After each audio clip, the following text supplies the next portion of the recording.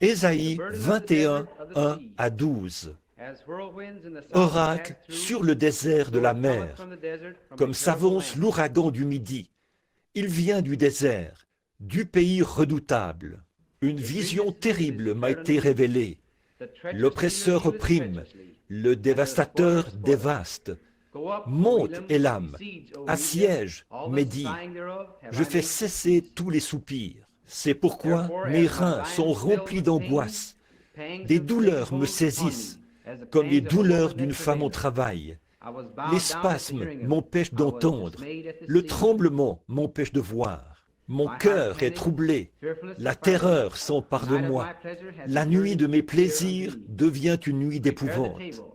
On dresse la table, la garde veille, on mange, on boit.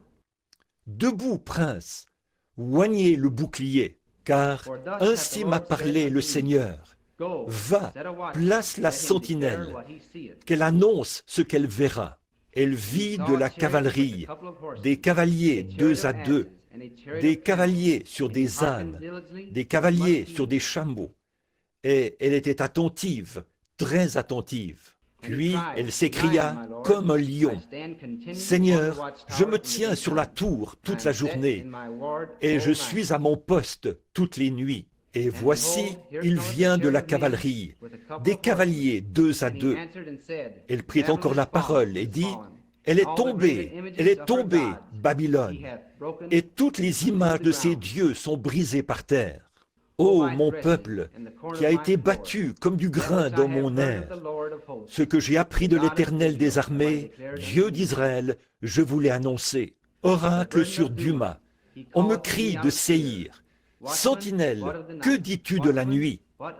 Sentinelle, que dis-tu de la nuit?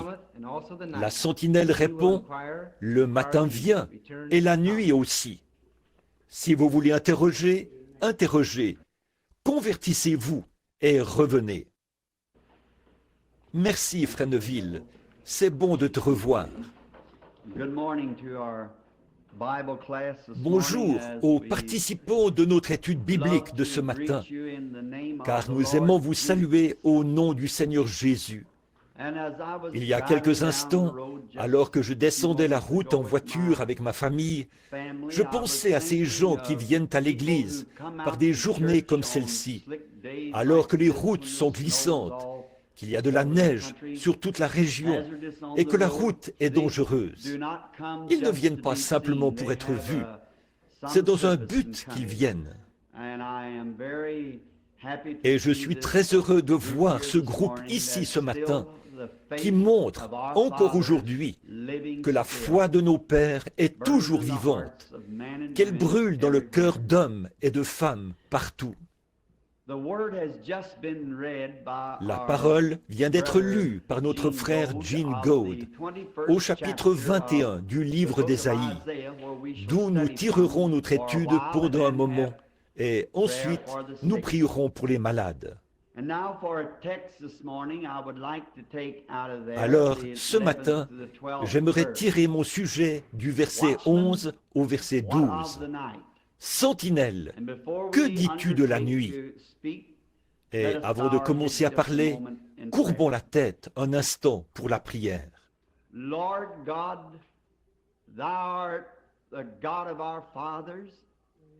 Seigneur Dieu, tu es le Dieu de nos pères. Tu es le Dieu qui a soufflé le premier souffle de vie qu'il y ait eu sur la terre et qui a eu le contrôle de chaque vie jusqu'à aujourd'hui et qui en aura le contrôle pour toujours.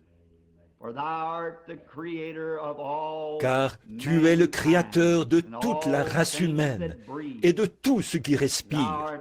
Tu es le créateur. Happy this morning to believe in our hearts that your promises are true. Every one of them. Et nous sommes heureux ce matin de croire dans notre cœur que tes promesses sont vraies, chacune d'entre elles, et que dans l'une de ces promesses, tu as dit que là où 2 ou 3 étaient assemblés en ton nom, que tu serais au milieu de ton peuple, et que tu répondrais à leur appel. Et il y en a qui ont le cœur lourd aujourd'hui. Depuis que je suis entré dans l'Église, je vois ceux qui sont sur des civières ou des brancards, et certains avec leurs manches retroussées à cause d'infections au bras. Et j'ai entendu dire que d'autres ont perdu des êtres chers. Et oh, c'est un monde pécheur et méchant. Mais malgré tout, toutes ces choses doivent être maîtrisées par le Seigneur Jésus, qui nous a dit que toutes choses concourent au bien de ceux qui aiment Dieu. Et ce qui nous console ce matin, c'est de croire que beaucoup de ces choses sont là pour nous faire tomber à genoux. Et nous aimons penser au passage de l'Écriture qui dit « Ceux qui s'attendent au Seigneur renouvelleront leur force. Ils prendront leur vol comme les aigles. Ils courront sans se lasser. Ils marcheront sans s'épuiser. » Et comme le poète l'a dit, « Seigneur, enseigne-moi.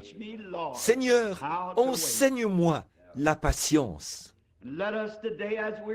Puissions-nous aujourd'hui, alors que nous nous attendons à entendre quelque chose provenant de la gloire et de la bouche de notre Sauveur, par le Saint-Esprit, puissions-nous attendre patiemment d'entendre sa voix nous dire des choses aimables par sa parole et nous parler du pardon de nos péchés et de la guérison de nos maladies. Et puissions-nous quitter ce tabernacle ce matin tout joyeux et dire comme ceux qui revenaient d'Emmaüs, « Notre cœur ne brûlait-il pas au-dedans de nous alors qu'il nous parlait en chemin ?» Car nous croyons réellement qu'il est le Seigneur ressuscité, comme ils l'ont trouvé ce jour-là. Il est au milieu des gens. Nous ne nous lasserons pas. Nos cœurs ne s'épuiseront pas. Puissions-nous renouveler notre foi en toi à chaque heure.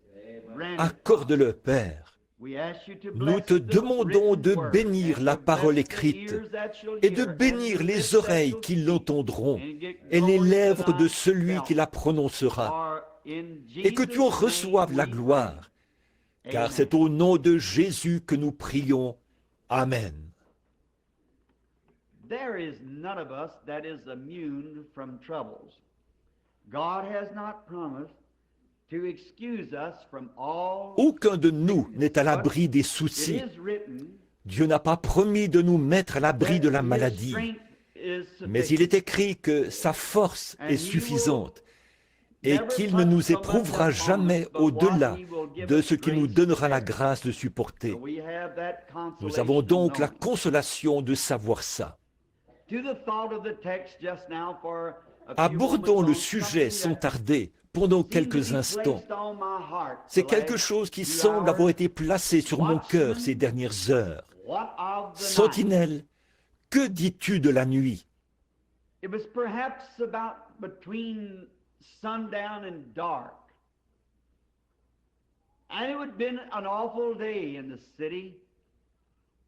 C'était peut-être environ entre le coucher du soleil et la tombée de la nuit.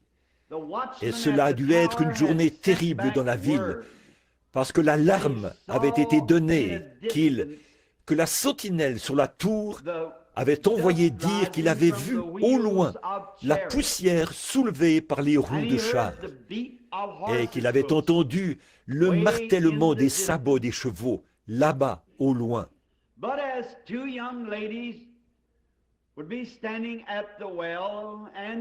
Pourtant, les deux jeunes filles debout près du puits, toutes jeunes, l'air juvénile, se disaient qu'elles avaient beaucoup d'autres choses auxquelles penser, plutôt que de penser aux paroles de cette sentinelle. Peut-être que ça n'avait pas tellement d'importance pour elles, parce qu'elles étaient à la fleur de leur jeunesse. Maybe it was because that there was to be a party that night. And these young ladies wanted to attend this party. Peut-être que c'était parce qu'il devait y avoir une fête ce soir-là, et que ces jeunes filles voulaient y assister. Il semblait que l'avertissement de la sentinelle n'aurait aucun effet sur leur projet de plaisir mondain pour ce soir-là. So as the conversation would go on, and one young lady would say to another, "Isn't it too bad that in our Ainsi, day alors que la that we conversation have se such poursuivait, killjoy?" l'une des jeunes filles a dit à Someone who would l'autre, try to n'est-ce pas dommage que, de nos jours, il y ait de tels privileges that we troubles have. faits?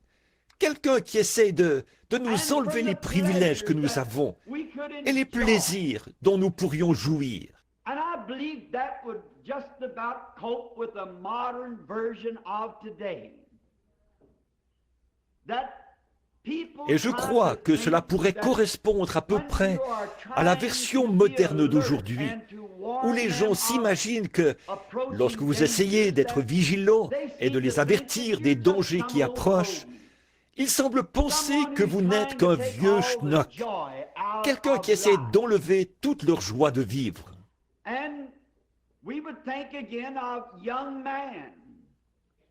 Nous pourrions aussi penser aux jeunes hommes qui revenaient de l'atelier, le visage tout sale à cause du travail qu'ils avaient fait ce jour-là.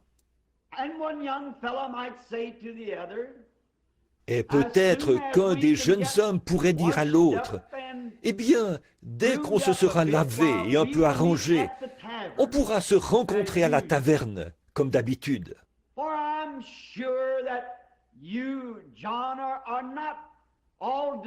Car je suis sûr que toi, Jean, tu n'es pas tout troublé par ce message que nous avons entendu aujourd'hui.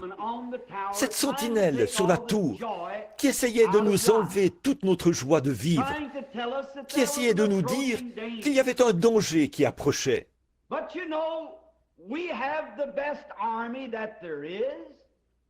Mais tu sais, nous avons la meilleure armée qui soit, et beaucoup de nos soldats se rencontrent tous les soirs au même endroit que nous.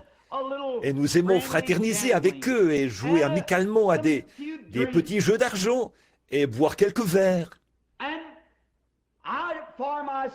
Et moi, pour ma part, il pourrait dire, je refuse tout simplement de m'alarmer au sujet de toutes les choses dont cette sentinelle pourrait parler.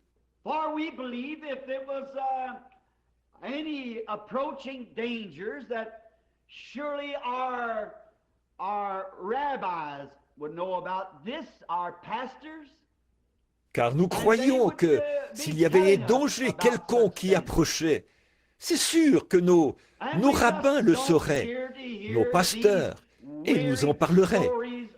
Et nous n'avons pas envie d'entendre les histoires inquiétantes de ces sentinelles sur la tour.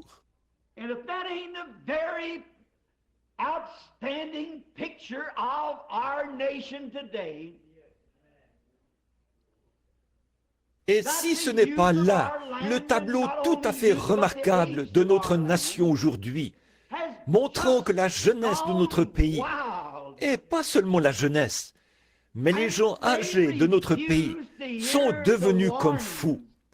Ils refusent d'écouter les avertissements. Et dès qu'une vraie sentinelle donne un avertissement, elle est considérée comme une hérétique ou une espèce de fanatique.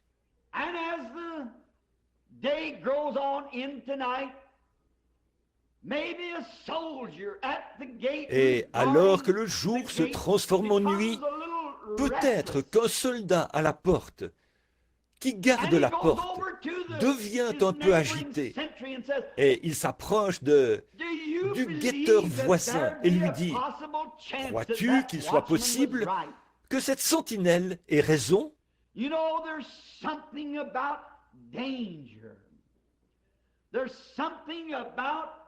Vous savez, il y a quelque chose au sujet du danger. Il y a quelque chose au sujet de la mort qui semble produire un avertissement. Très souvent, des bien-aimés, juste avant de passer de l'autre côté, semblent recevoir un avertissement.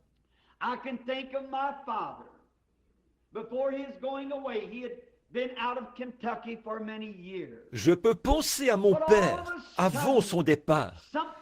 Il avait quitté le Kentucky depuis bien des années.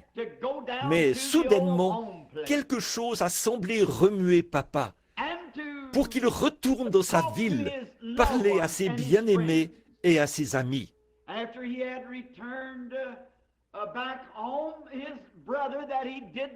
Après son retour à la maison, son frère, qu'il n'avait pas eu l'occasion de voir, avait été étrangement averti de venir le voir à Jeffersonville. Et pendant qu'ils étaient assis en train de parler, papa est parti dans l'autre monde. Je pense à mon beau-père. Quelques jours avant son départ, il m'a dit « Billy, allons chasser l'écureuil, toi et moi, au nord d'Utica. J'aimerais vraiment retourner à l'endroit où nous allions autrefois. Pour une raison quelconque qui relève de Dieu, je n'ai pas pu aller avec lui ce jour-là.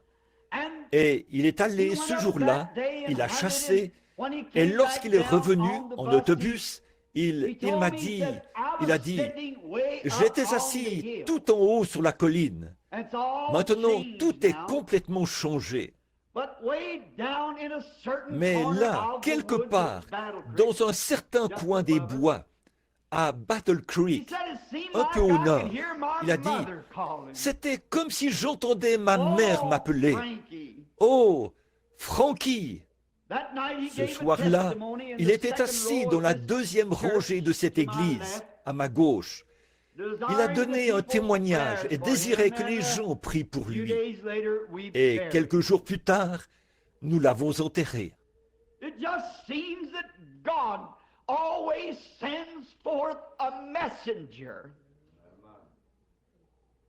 Il semble que Dieu envoie toujours un messager. C'est sa bonté et sa grâce de donner à ceux qui ont le cœur sincère un avertissement des choses qui sont sur le point d'arriver.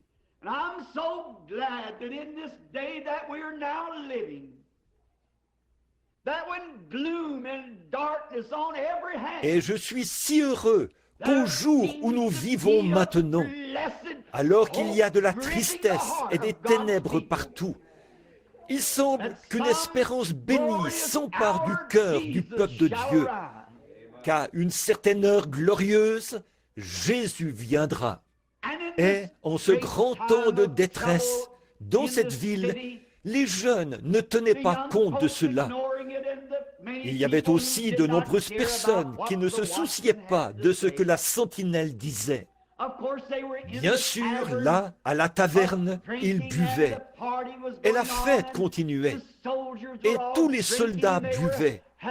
Et ils s'amusaient bien, en pensant qu'ils étaient tout à fait en sécurité, que rien n'allait leur faire de mal, parce qu'ils étaient, comme on pourrait dire, un peu éméchés, sous l'effet des spiritueux comme le whisky et des cocktails.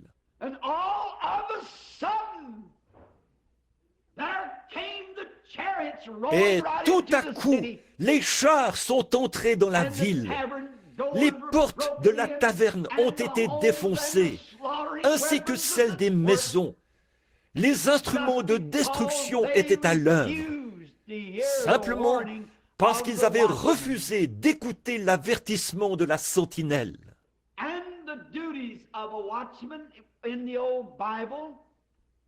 Et les devoirs d'une sentinelle, selon la vieille Bible, c'était un homme qui avait été sélectionné. Il devait surveiller attentivement les corps célestes. Il devait connaître parfaitement la position des étoiles pour pouvoir donner l'heure exacte aux gens. Beaucoup des gens qui étaient agités et n'arrivaient pas à dormir parce qu'ils étaient inquiets sortaient peut-être de chez eux et criaient à la sentinelle sur la tour. Ils criaient ces mots: « Sentinelle, que dis-tu de la nuit ?» Il observait les étoiles et leur disait ensuite: « Il est telle et telle heure. » Puis ils retournaient dans leur lit ou à l'endroit qu'ils avaient choisi pour y demeurer et attendaient que le jour se lève lorsque la nuit accablante, fatigante et épuisante serait terminée.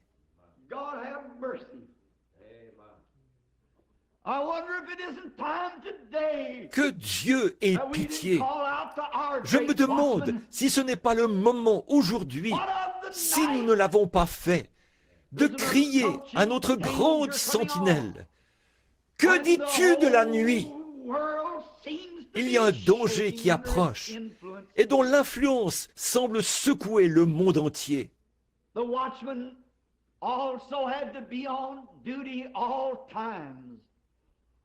La sentinelle devait aussi être de garde en tout temps, et il devait avertir les gens des dangers qui approchaient.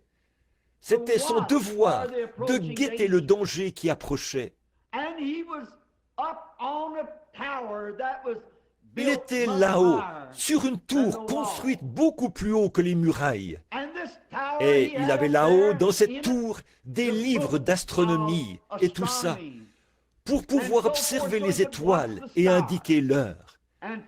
Toute chose qui approchait, à n'importe quelle heure du jour, il pouvait la reconnaître.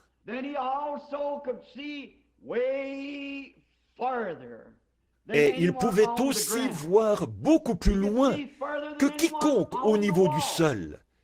Il pouvait voir plus loin que quiconque sur la muraille, parce qu'il était plus haut.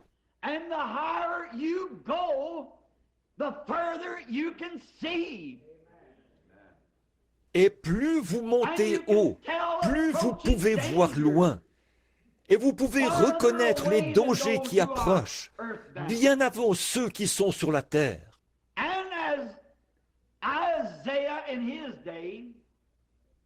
Et comme Ésaïe à son époque, qui disait que Dieu avait fait de lui une sentinelle, Dieu a comparé ses prophètes à des aigles. Et comme je l'ai souvent prêché au sujet des aigles, l'aigle est un oiseau qui peut monter plus haut que tous les autres. Il faut qu'il soit conçu différemment pour atteindre l'altitude à laquelle il monte. Le faucon ne pourrait jamais le suivre. Aucun autre oiseau ne pourrait le suivre. C'est un oiseau conçu par Dieu, qui a été fait ainsi. Si un autre oiseau essayait de monter aussi haut que lui, il périrait. Il faut qu'il ait des plumes solides, des ailes solides. Et à quoi cela lui servirait-il de monter si haut s'il ne pouvait pas voir, s'il n'avait pas de bons yeux pour voir? Le faucon serait aveugle là-haut. Il ne pourrait pas voir. Mais plus l'aigle monte haut, plus il peut voir loin. Et Dieu a comparé ses prophètes aux aigles. Ils sont les sentinelles qui montent plus haut, afin de pouvoir voir plus loin. Et leurs yeux ont été rendus spirituels pour qu'ils puissent voir les dangers qui approchent. Et Dieu avait établi Ésaïe pour avertir les gens du danger qui approchait. Mais ils ne voulaient pas l'écouter.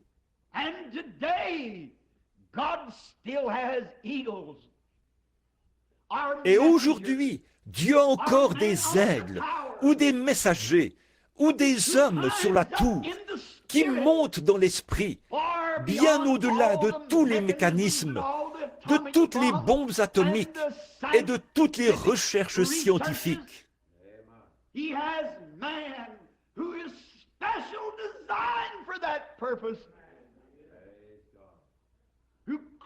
Il a des hommes qui ont été spécialement conçus dans ce but-là, qui montent sur les remparts du calvaire au nom du Seigneur Jésus et qui se tiennent au sommet de la croix et qui peuvent renvoyer le message « Ainsi dit le Seigneur ».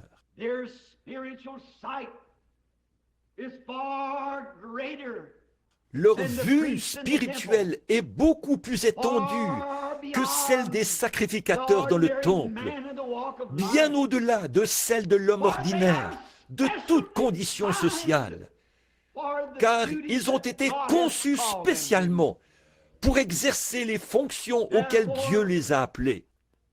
C'est pourquoi il nous est avantageux de prendre garde lorsque nous entendons parler des choses qui approchent.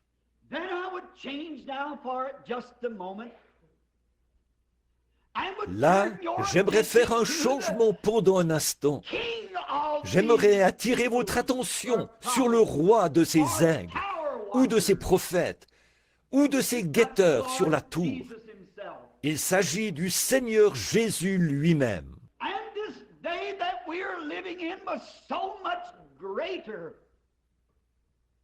Et ce jour dans lequel nous vivons est tellement plus grand que le jour où il était ici, au point que même lorsqu'il était dans l'ombre de la croix, il a parlé plus de sa seconde venue que de son départ.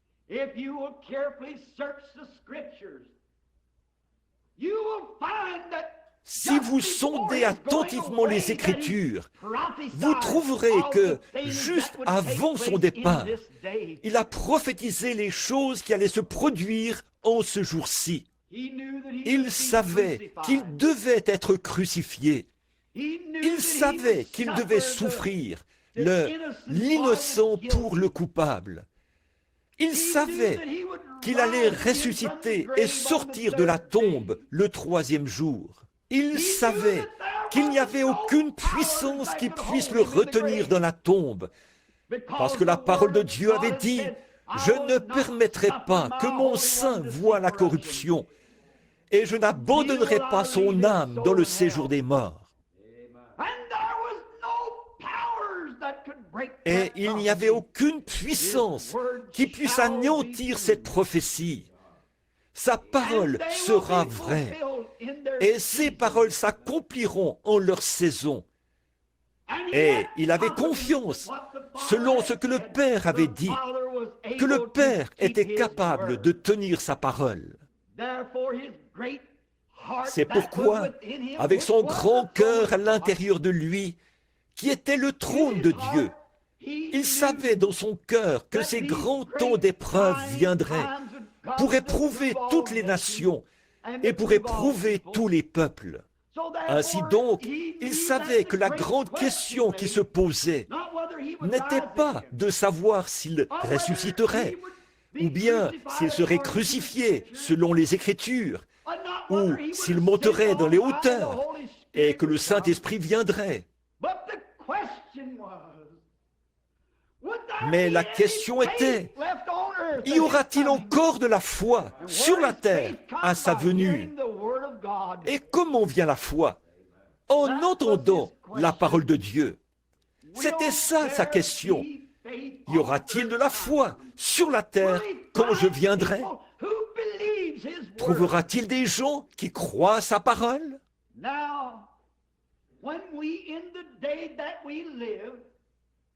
Maintenant, quand nous, au jour où nous vivons, nous pouvons regarder les pages de sa parole bénie et trouver les choses même qu'il a dites devoir se produire, que cela approche de plus en plus aujourd'hui sur la terre, qu'il y a des signes et des prodiges qui se produisent. La peur fait défaillir le cœur des hommes.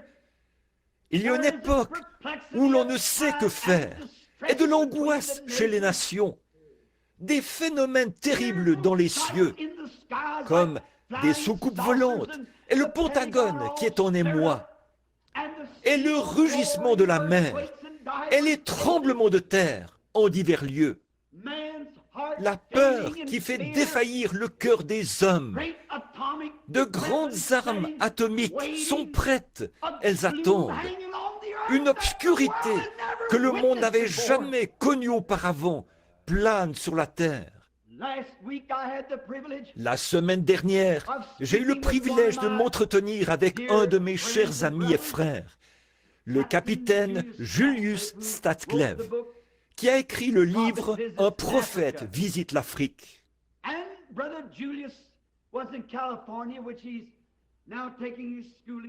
Frère Julius était en Californie, où il est en train d'étudier pour devenir major dans l'armée.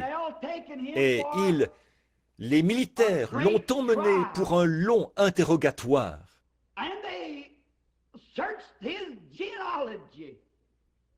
Ils ont fouillé dans sa généalogie, car ils devaient même découvrir qui était son arrière-grand-mère et leur histoire et ce qu'ils étaient avant qu'ils ne puissent assister à cette réunion.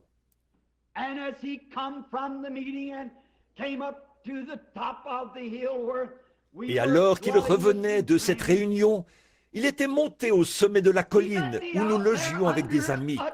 Il est venu me rencontrer sous un genêt là-bas et il a dit, « Frère Branham, c'est la chose la plus inquiétante que vous ayez jamais entendue. » Il a dit, « Je suis sous serment, si bien que je ne peux absolument rien dire, ni divulguer une quelconque information. » Il a dit, « Parce que ils nous ont fait prêter serment solennellement. » Mais il a dit, « Je peux dire ceci, l'armée va cesser d'exister. Ils n'auront plus d'armée, plus que quelques gardes ici ou là. Ils n'auront plus d'aviation.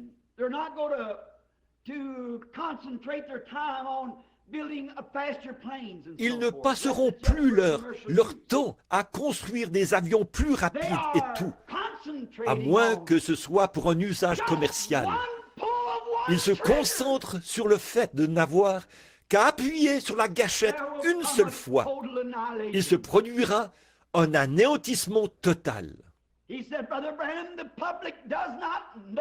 Il a dit, « Frère Branham, le public ne connaît pas tous ces secrets militaires. » Il a dit, alors que ses officiers supérieurs parlaient dans la salle, il a dit, « Un terrible nuage noir a recouvert la salle, au point que l'un de leurs principaux experts scientifiques s'est levé et a dit, « Je souhaiterais pouvoir prendre un vieux chariot et une vache et retourner derrière les montagnes et me planter un champ de choux et de haricots et oublier tout ça. »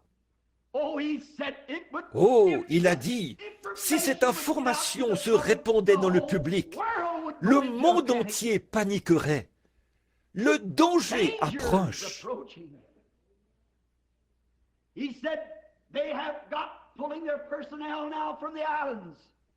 Il a dit, ils retirent maintenant leurs troupes des îles. Ils retirent leurs unités de l'Angleterre. Et ils ont d'énormes péniches installées là-bas, équipées de certaines armes. Et ils ne font qu'attendre la première vrille de missiles. Et toutes les nations se déchaîneront au même moment.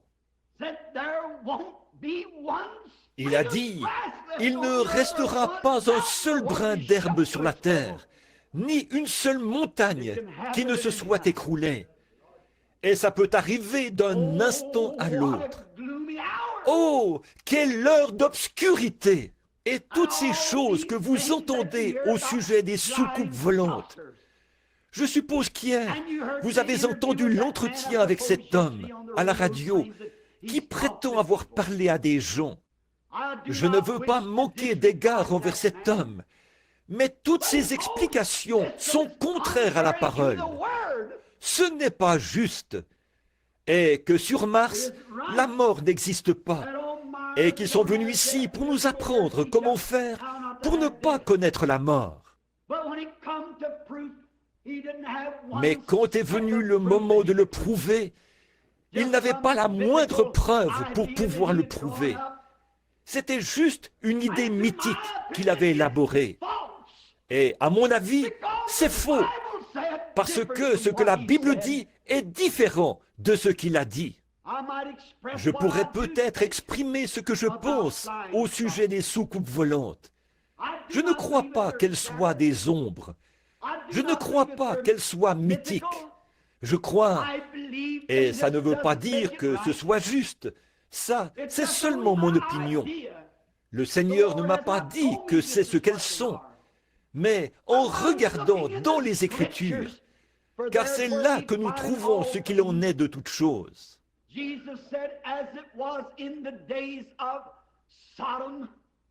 Jésus a dit, ce qui arriva du temps de Sodome arrivera de même à la venue du Fils de l'homme.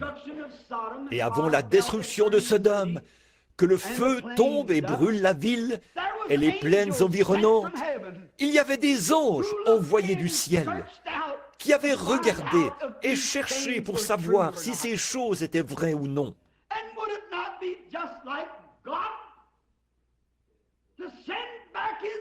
Et ne serait-ce pas simplement comme Dieu de renvoyer ses anges pour investiguer et se renseigner juste avant que la grande destruction n'arrive?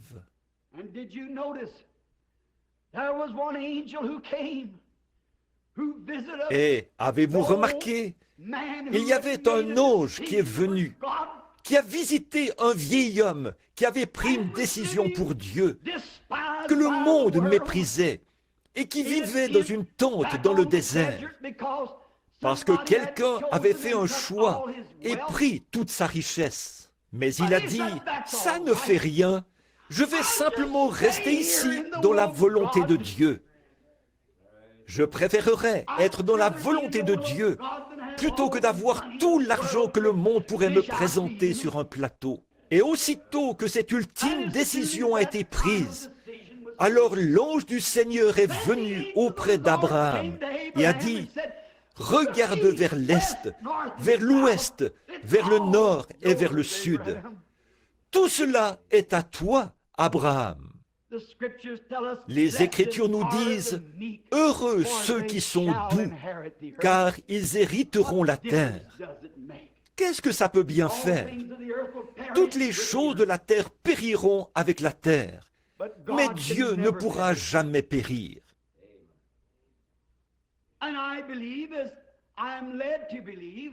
Et je crois alors, je suis conduit à croire, c'est que si la photo de l'ange du Seigneur qui vient et fait le discernement, avez-vous remarqué l'ange qui est venu vers Abraham?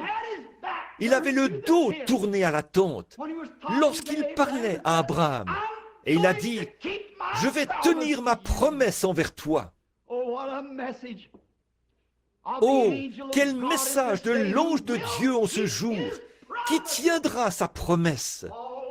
Toute l'incrédulité du monde, les sceptiques, les agnostiques, les infidèles et les incrédules ne rendront jamais la puissance de Dieu sans effet. Cela arrivera quand même. Je me souviendrai de ma promesse et je vais tenir ma promesse. Et Sarah a ri dans la tente derrière lui. Et avec le dos tourné à la tente, il a dit, « Pourquoi Sarah a-t-elle ri ?» Et Sarah est sortie en courant et a dit, « Je n'ai pas ri » parce qu'elle avait peur. Quel genre d'homme était-ce? Je me demande quel genre de sentinelle était alors sur la tour. Quel genre de personnage est avec nous, me tournant le dos, et qui pourtant a su que j'ai ri dans la tente? Souvenez-vous, il était la sentinelle. Alors il s'est retourné et il a dit, « Oui, tu as ri. » Et elle a eu peur. Donc nous voyons de nouveau qu'en ce jour, juste avant la venue du Seigneur, ces mêmes êtres doivent revenir. Et je me demande, alors que nous regardons autour de nous et que nous voyons leur nature, que nous observons ce qu'ils font, je me demande si beaucoup de ces apparitions mystérieuses ne sont pas exactement celles que Jésus avait annoncées. Il y aura des signes haut dans les cieux et sur la terre.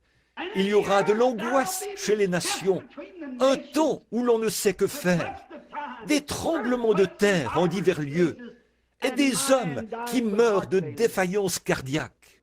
Pas des femmes, des hommes. Les femmes ne meurent pas très souvent de problèmes cardiaques. Ce sont les hommes. C'est l'accomplissement de ce que Jésus avait dit qui arriverait. C'est exactement ce qu'il avait dit qui arriverait. Et puis, nous pourrions continuer à parler pendant des heures de tous les prophètes et de ce qu'ils ont prophétisé pour aujourd'hui. Cela ne pousserait-il pas quelqu'un à crier « Sentinelle, que dis-tu de la nuit ?»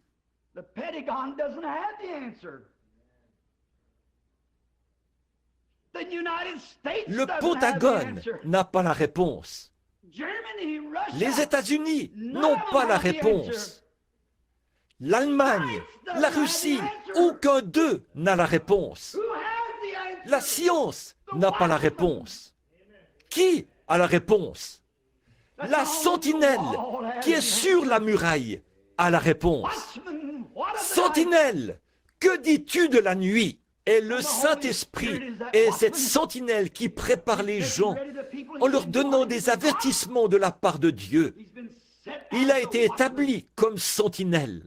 Nous voyons les malades être guéris, les yeux des aveugles s'ouvrir, les oreilles des sourds s'ouvrir, les infirmes marcher, le boiteux couler, sauter comme une biche. Accomplissons-la. Qu'est-ce que c'est? C'est la venue du Seigneur qui exerce une pression. Toutes ces choses et ces avertissements, et les gens persistent à participer à leur beuverie de bière, qui les conduisent à des périodes de folie. Ils se mettent à rigoler, et ils dansent, et ils mangent, et ils boivent, et ils se marient, et ils marient leurs enfants, comme Dieu a dit que ce serait. Pas moyen de les arrêter. D'ailleurs, si vous remarquez, dans ce grand âge de l'Église, selon Apocalypse 3, cet âge-ci, maintenant, qui est l'âge dans lequel a été donnée l'étoile du matin, juste avant la venue. Regardez combien Ésaïe était conforme à l'Écriture, quand il a dit « Sentinelle, que dis-tu de la nuit ?» Il a dit « Le matin vient, et la nuit aussi. » Quoi? Le matin vient, mais la nuit vient avant le matin. Qu'est-ce que c'était? Tout le monde sait que, juste avant l'aube, dans les heures qui précèdent l'arrivée du jour, il fait plus sombre que jamais.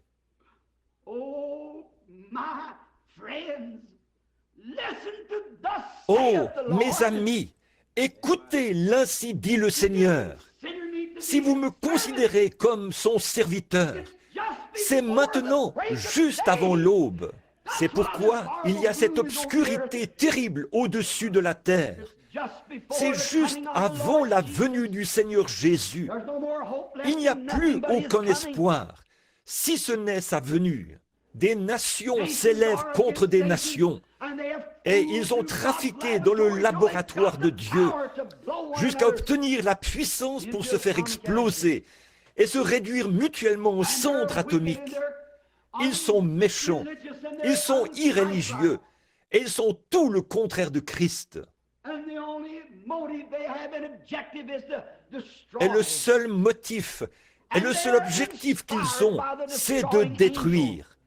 Et ils sont inspirés par l'ange destructeur qui était envoyé du ciel pour inspirer ces hommes.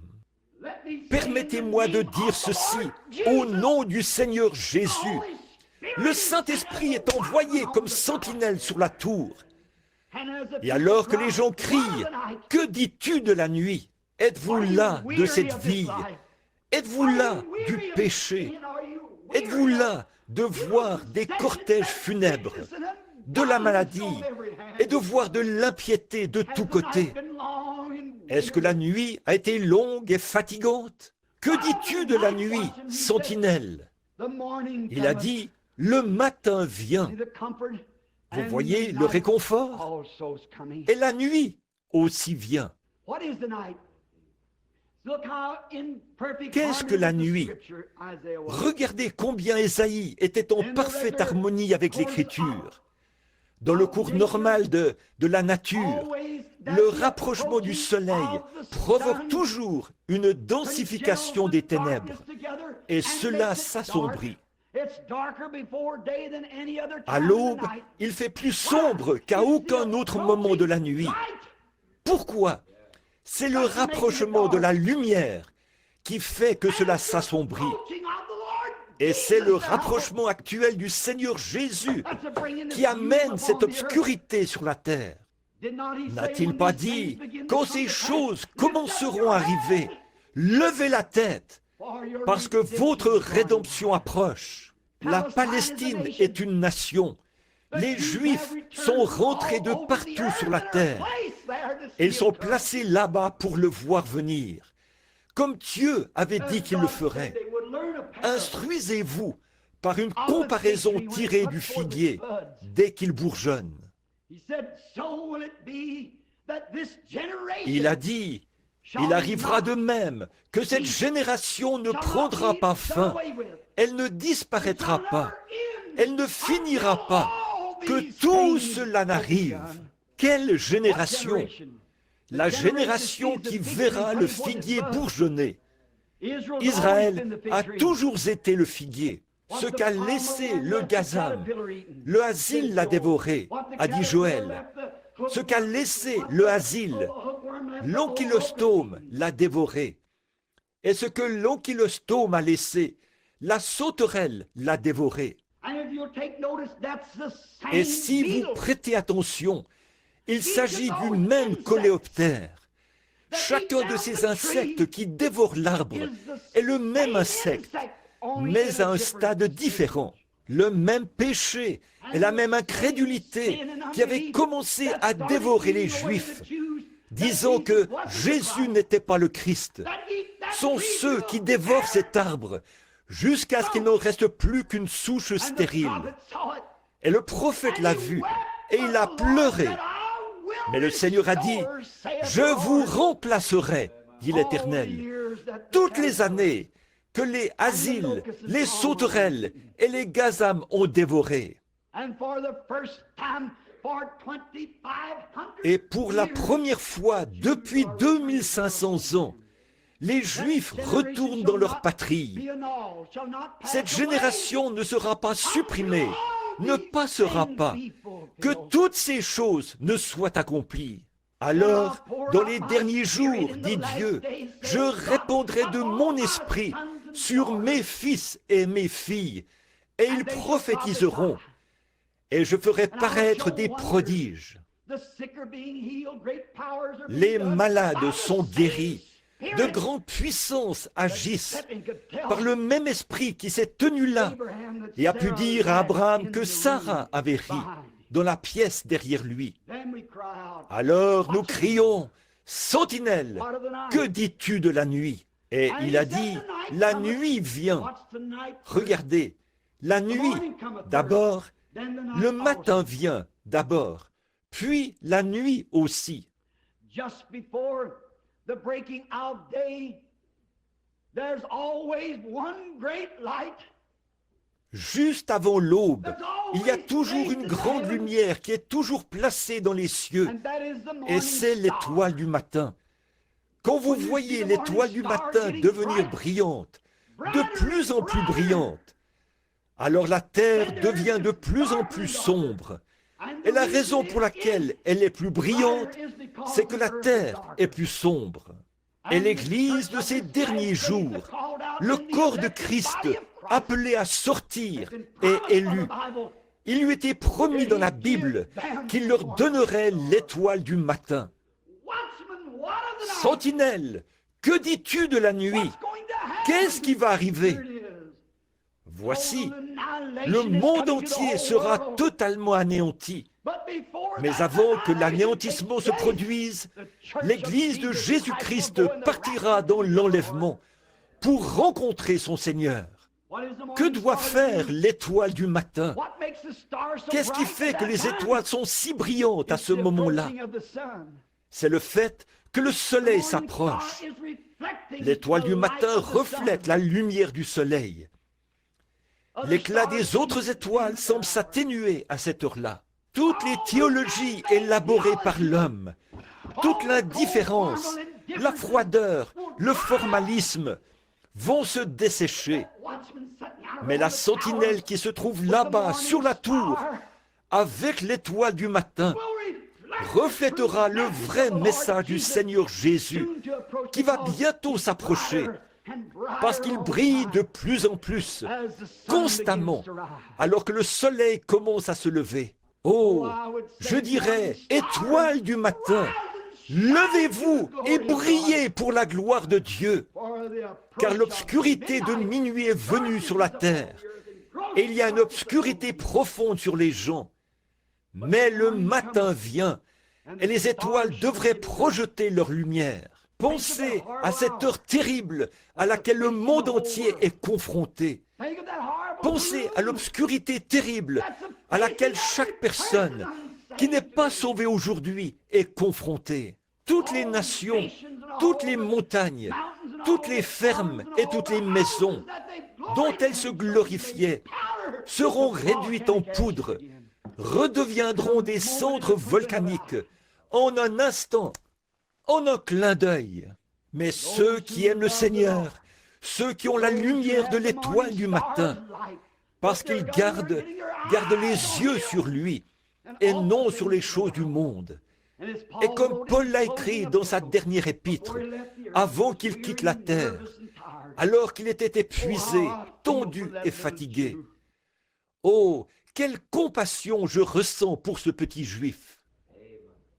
Quand il a dit que personne ne me cause des ennuis, j'ai combattu le bon combat et j'ai achevé la course. J'ai gardé la foi. Désormais, il y a une couronne de justice que le Seigneur, le juste juge, me donnera ce jour-là. Ensuite, il a pensé aux étoiles du matin qui allaient venir. Il a dit, non seulement à moi, mais à tous ceux qui auront aimé son avènement.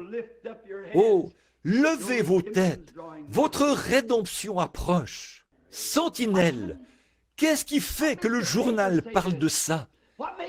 Qu'est-ce qui fait que la science a peur de bouger? Qu'est-ce qui fait que le Pentagone a peur de diffuser l'information? Parce que les gens se suicideraient et jetteraient leur argent dans les rues et tout. Qu'est-ce qu'il y a? Qu'est-ce que c'est? Que dis-tu de la nuit? Le matin vient, c'est exact.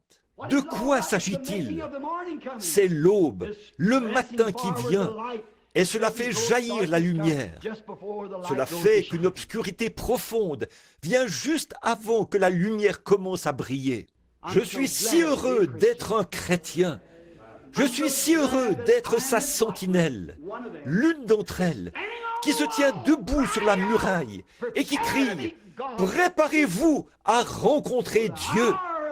car l'heure de sa venue approche. Et vous, qui êtes ici dans cette église ce matin, s'il y a quelqu'un qui n'est pas sûr que l'étoile du matin reflète sa lumière dans son cœur, le grand Saint-Esprit, puissiez-vous vous préparer pour cela, car l'un des plus grands événements qui se soit jamais produit est sur le point d'arriver.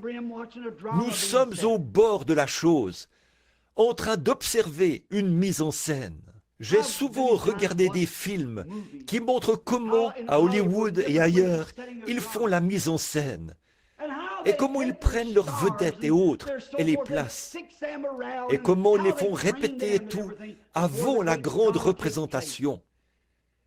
J'ai toujours été impressionné en observant cela, en sachant que c'était forcément une imitation. Toutes les choses contrefaites sont fabriquées par imitation de choses véritables. Il ne peut y avoir de faux dollars sans qu'il y en ait un véritable. Il ne peut y avoir d'hypocrite à moins qu'il y ait un vrai chrétien. Il ne peut y avoir de faux messages à moins qu'il y en ait un vrai. Il ne peut y avoir de nuit à moins qu'il y ait un jour. Certainement.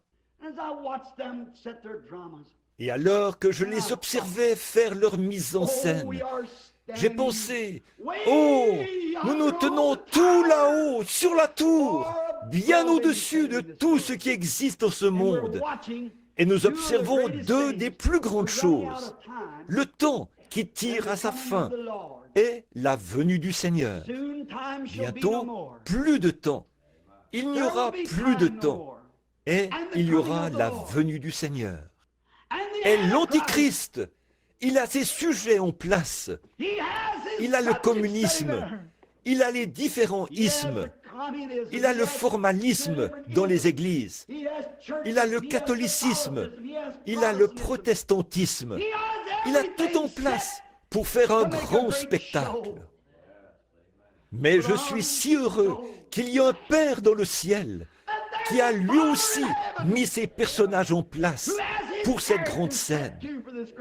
Alors que l'Antichrist entraîne les siens dans la mort de tout, même du temps, Dieu dans sa scène est prêt à faire monter son Église dans l'éternité, dans les sphères bénies de l'Éternel, avec Dieu lui-même.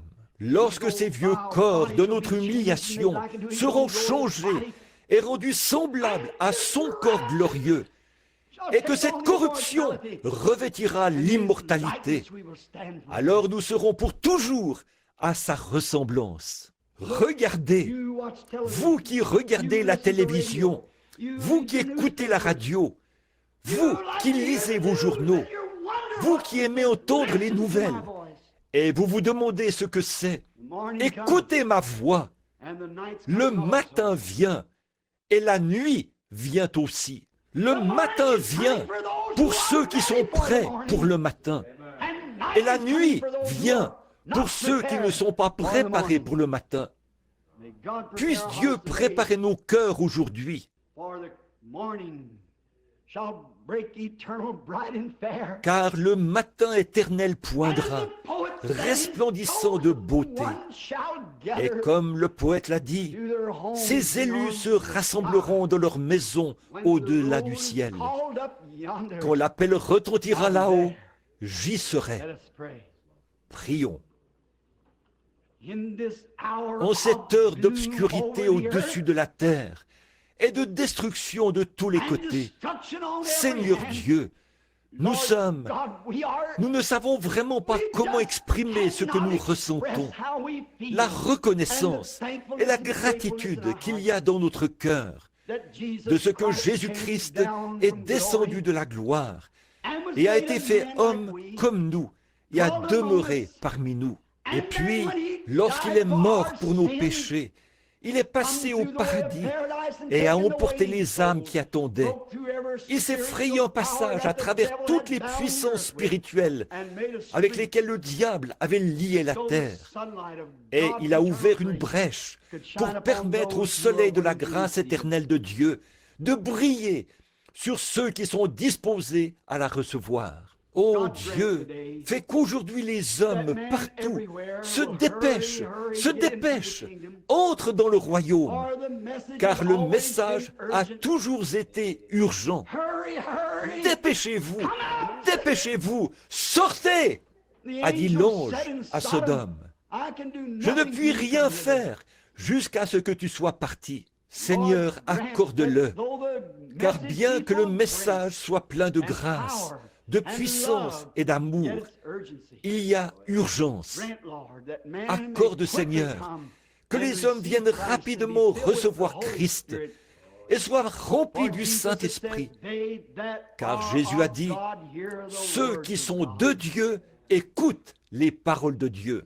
Puissent-ils venir se repentir de leurs péchés, être baptisés au nom du Seigneur Jésus pour la rémission de leurs péchés, et être remplis du Saint-Esprit pour amener leur âme de la même condition que l'était celle de ceux de la première Église.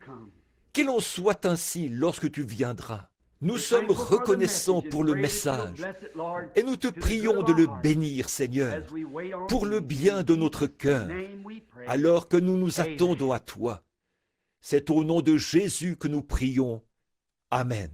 Vous l'aimez, n'est-ce pas?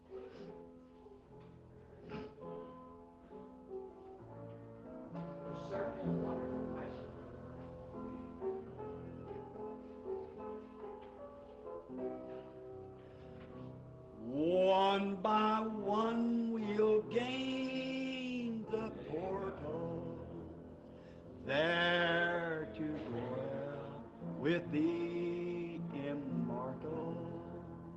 When they ring those golden bells. Maintenant, le message est terminé. Adorons-le simplement comme ça, par l'Esprit. Simplement, il est ici. Ce sont des paroles très importantes. sévères, mais elles sont vraies. Je les ai prononcées au nom de Christ. Le jour approche. Si vous me considérez, je voudrais, toi, pour moi, levons simplement la main.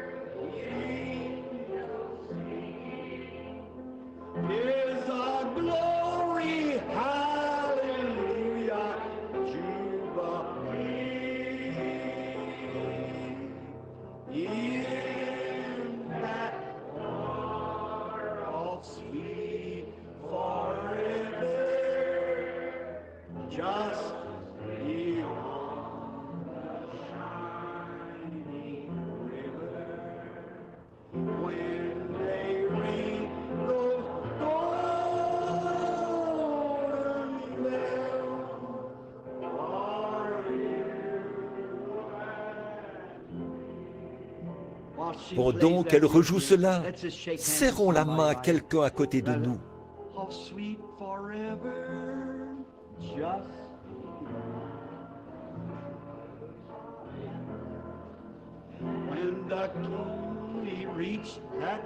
Dites-vous simplement les uns aux autres, pèlerin, je suis si heureux d'être avec toi. Qu'est-ce que c'est?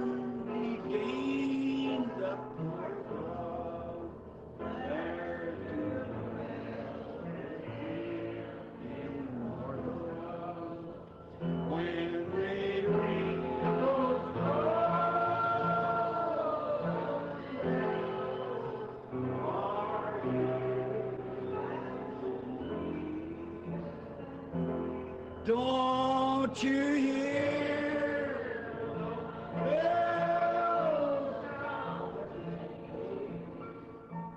Don't you hear? What is it? It's a glory, hallelujah.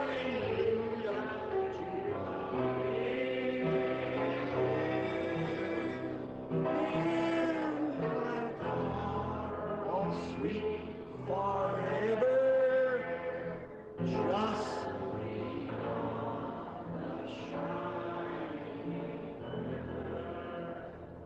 when they bring those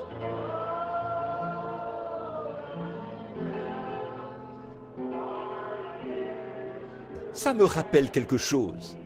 Ma femme, là-bas au fond, s'en souvient bien. J'ai eu le privilège de visiter la vieille église Pisgah, un institut biblique en Californie. J'ai eu une réunion du soir avec eux. C'est la vieille, l'originale maison de puissance.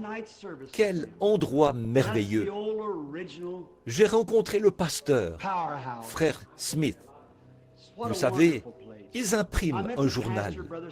Ils reçoivent de l'aide. Ils ne recueillent pas d'offrandes. Tout est gratuit.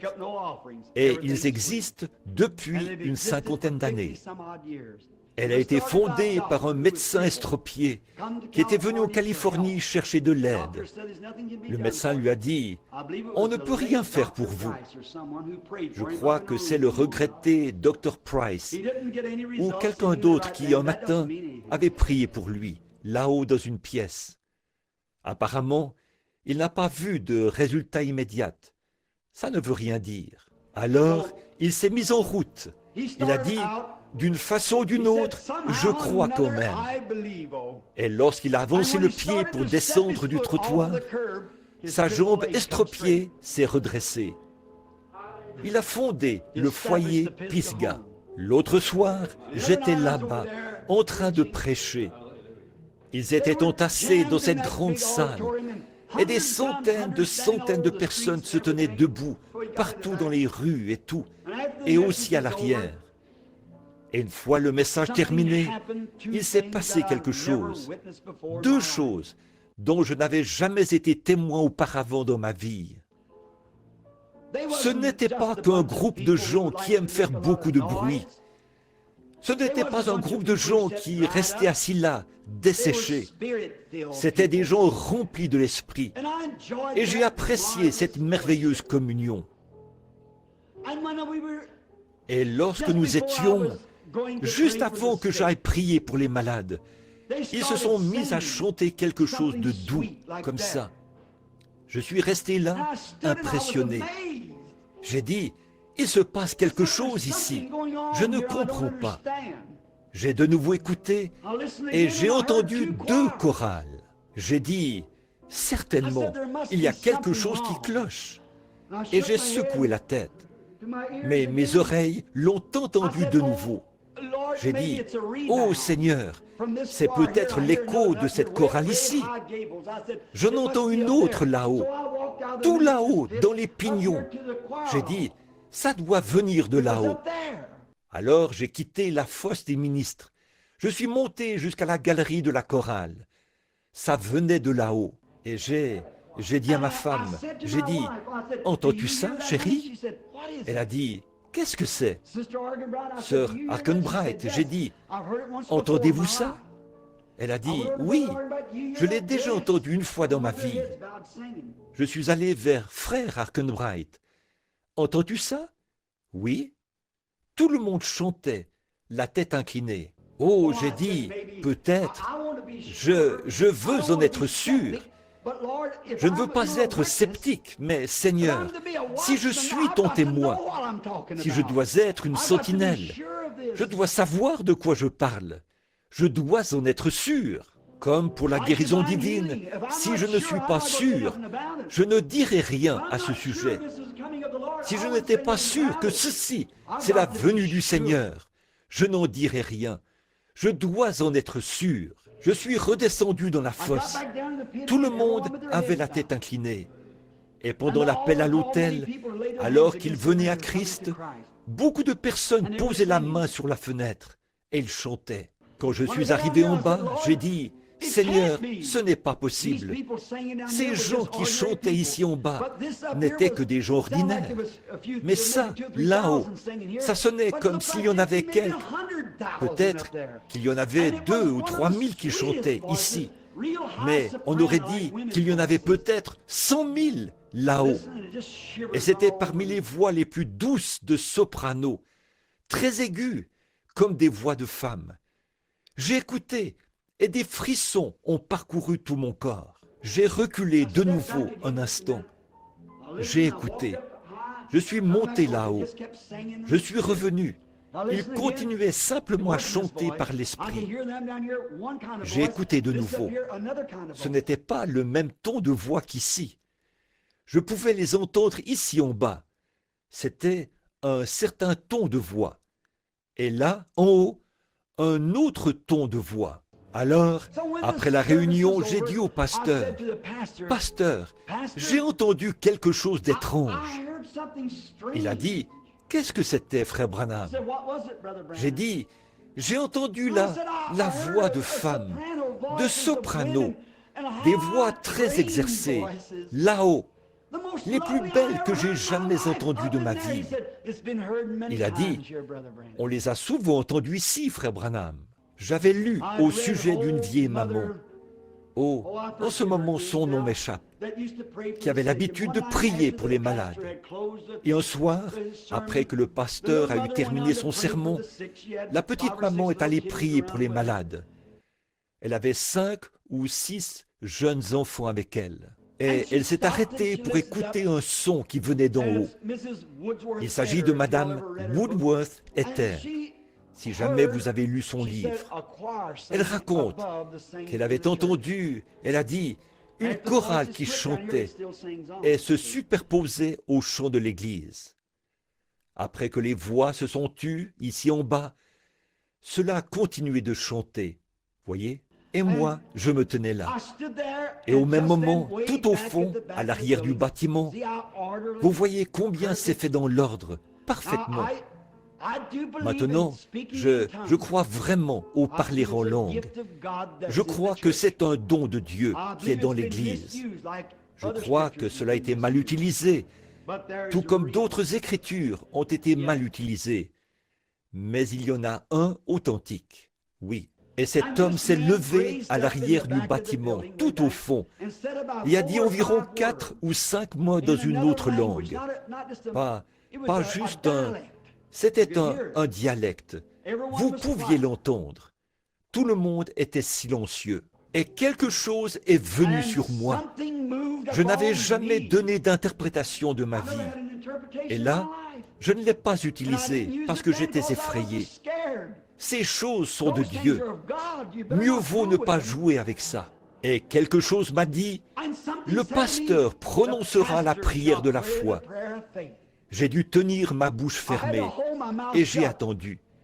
Et voilà que c'est revenu comme une vague. Et cela a dit, le pasteur prononcera la prière de la foi. Je me suis dit, Seigneur, je n'ai aucun don d'interprétation. Le mien est de prier pour les malades. Donc, je n'ai pas de don d'interprétation. Et j'ai refermé ma bouche et me suis tenu tranquille.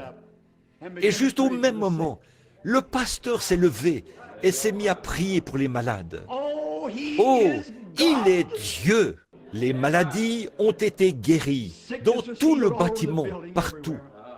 Qu'est-ce que c'est? L'arrivée de l'aube. Il reste encore un petit sarment. Ne vous en faites pas. Dieu n'est jamais resté sans témoin. J'ai confiance maintenant que quelque chose d'important, de mystique quelque part, peut-être pas par une voix angélique, mais que quelque chose fera savoir à chaque pécheur, s'il y en a dans ce bâtiment, que la nuit devient de plus en plus sombre sur la terre et qu'une obscurité profonde s'installe. Mais la venue du Seigneur est proche et c'est ce qui produit ça. Et en tant que votre sentinelle, je dirais, le matin vient. Tenez-vous prête, étoile du matin, brillez. Combien aimerait qu'on se souvienne d'eux dans la prière de clôture avant de partir? Levez simplement la main. Dieu bien-aimé, tu vois les gens lever la main. Ils le font avec sincérité. Bon nombre d'entre eux ont cherché dans les journaux.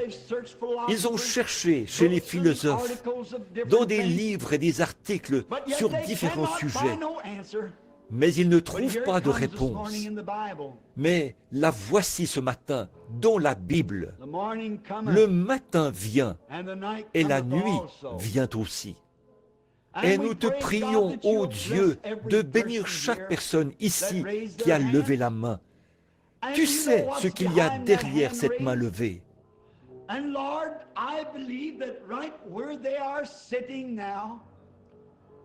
Et Seigneur, je crois qu'exactement là où ils sont assis maintenant, que le Dieu omniprésent est capable de leur distribuer leur part d'héritage de l'Esprit qu'ils recherchent en cette heure.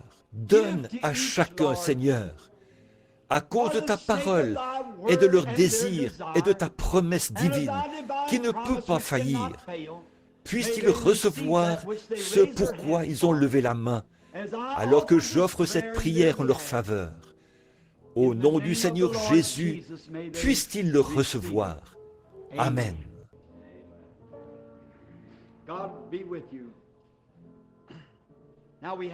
Que Dieu soit avec vous. Là, nous avons juste un peu de temps pour la... Maintenant, nous allons prier pour les malades. Je suis si heureux de savoir qu'il y a de l'espoir pour les malades. Je suis l'Éternel qui pardonne toute ton iniquité, qui guérit toutes tes maladies. Et j'ai, tout à l'heure, aussi étrange que cela puisse paraître, j'étais poussé vers une jeune maman étendue là, sur cette civière. Elle est atteinte de la maladie de Hodgkin. Et je crois que c'est sa mère qui est assise ici près d'elle. J'en suis pas mal sûr. Oui, c'est exact. C'est cette maman qui me parlait de son enfant et j'essayais de l'encourager. Et il y aura aussi un appel après ce message. Selon moi, le salut passe en premier. La guérison passe en second. Une guérison pourrait durer jusqu'à la fin de votre vie, bien des années. Elle pourrait vous procurer du bonheur et de la joie pendant que vous êtes ici sur terre. Mais cela cessera à votre mort. Mais une âme qui est sauvée à la vie éternelle, elle ne peut plus périr et rien ne peut vous l'enlever. C'est enregistré dans les livres de Dieu comme devant ressusciter dans les derniers jours. La grande chose, c'est celle qui vient en premier. D'abord, le royaume de Dieu et sa justice. Les autres choses seront ajoutées. J'aimerais simplement vous donner le témoignage d'une guérison de cette horrible maladie dont souffre cette jeune femme. Il y a quelque temps, ils sont peut-être ici ce matin. Je ne suis pas ici assez souvent pour savoir qui est qui. Il y en a beaucoup d'entre vous que je ne connais pas. Mais il y avait une jeune fille ici dans notre école secondaire. Elle souffrait de cette maladie de Hodgkin.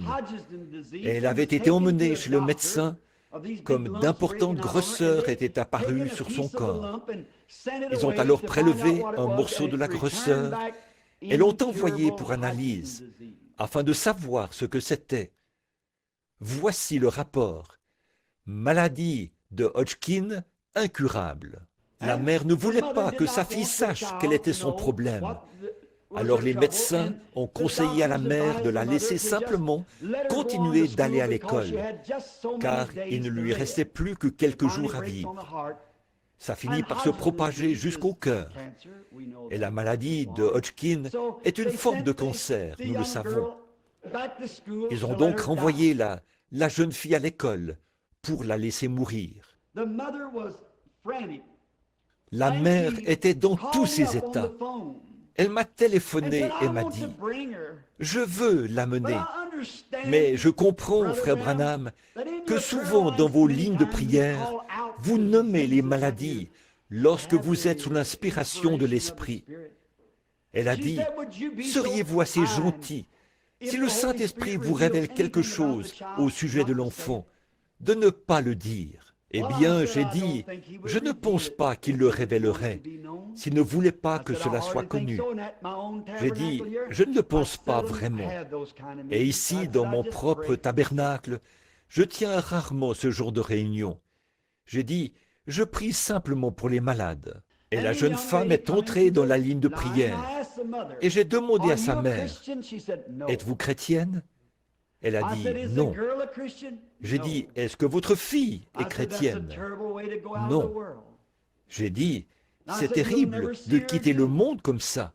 Et j'ai dit, vous ne la reverrez jamais plus si elle part dans cet état-là. Alors, quand la jeune fille est entrée dans la pièce ce matin-là, elle a passé exactement au même endroit où l'on avait prié pour l'autre jeune fille.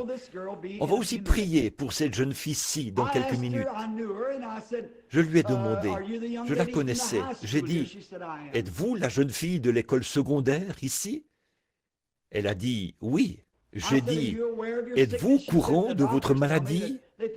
Elle a dit, « Les médecins me disent qu'ils pensent que tout ira bien. » Eh bien, j'ai dit, « Qu'arriverait-il si c'est le contraire qui se produisait? Êtes-vous chrétienne ?» Elle a dit, « Non, monsieur, je ne le suis pas. » J'ai dit, « Aimeriez-vous être une chrétienne ?» Elle a dit, « Oui. » Alors j'ai dit, « Voudriez-vous donner votre cœur à Christ ?»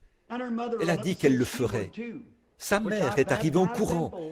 Elle a dit qu'elle le ferait aussi. Et je les ai baptisées toutes les deux, ici même, dans le baptistère.